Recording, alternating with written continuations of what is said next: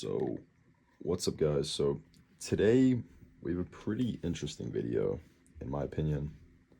Um, in front of us, we have my old saltwater tank, and I've had this thing for about 2 years,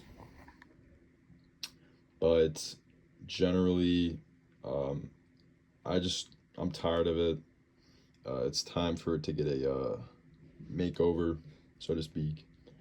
And I'm thinking it's going to be a lot better as a freshwater tank, a lot less hassle. If you've never had a saltwater tank before, saltwater tanks can be a pain, but they are fun if you have the time. That's the key. You have to have the time to deal with it. So I'll get back to you guys once we got this thing drained. All right, guys, so we're back. We got this thing drained, we had it cleaned up. Pardon the sand particles and all the dust. That'll go away once we fill it up, so that's not a huge deal. Now, I do want to take a second to apologize for the glare of the lamp in the background. I wasn't paying attention to it when I recorded this video, but I promise you, if you stick around, this will still be a great video. Now, we are gonna start scaping.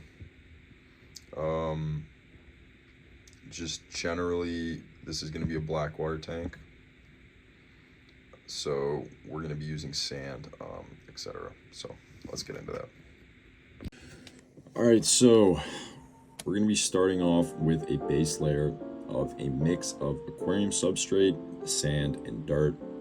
This stuff does great in planted aquariums. It's amazing. I have a lot of tanks that I've used this in before, and sometimes I'll throw it in a little mesh baggie, but today I'm going to just be covering it with this mesh cover.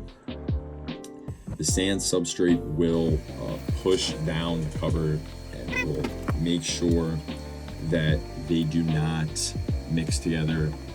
You don't want them to mix together, obviously, because it'll make your tank look bad.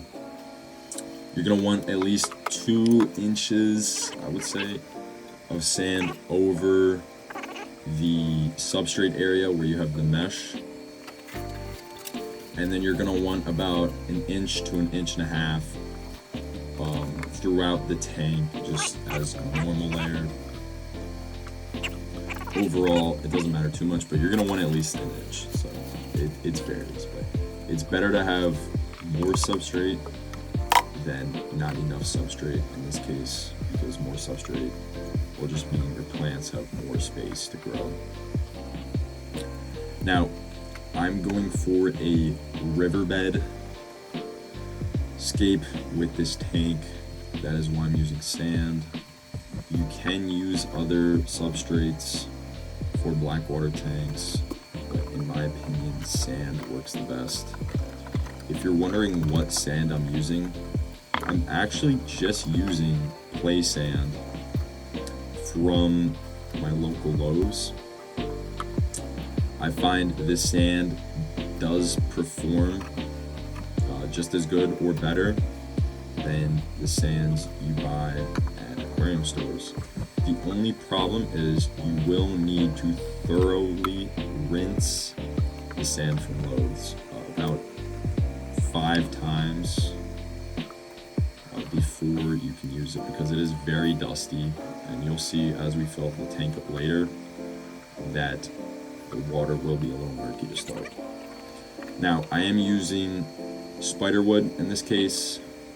It's kind of like a bog wood. I think it looks great. It's a type of mangrove wood. These 2 pieces, I've been searching for a home for them. They haven't really fit in any of my other tanks because of their proportions, but they seem to fit perfectly in this tank, so it worked out really good for me. And overall, it just looks cool. It does great. We are just using some normal river stones here, again, to kind of give it that river vibe. And you really want to take your time at this step and just find the scape that works for you.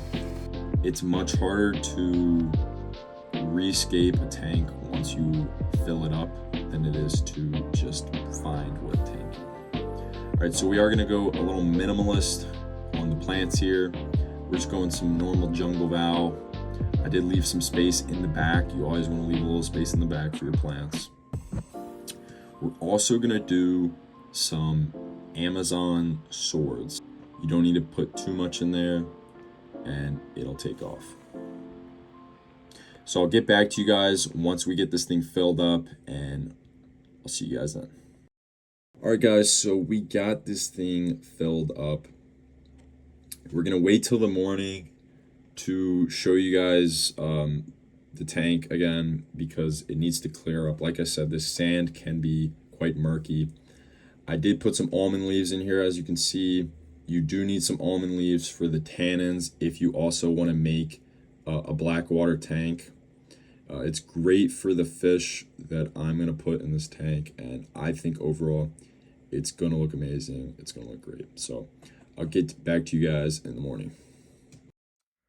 So what's up, guys? We're back. The tank is officially clear. Look at that. I honestly think it looks amazing. And this, again, this is just regular play sand. You can get it a 40-pound, 50-pound bag at your local Lowe's, Home Depot for about $5. You just gotta rinse it. The wood I did change a little bit, so instead of it arching over, I have it on the ground. It's a little easier like that. And I moved the rock from the back up to the front. I think it makes it look a little more natural. Our almond leaves have kind of sunk, and you can see the dinge is the black water. That is the almond leaves doing their job.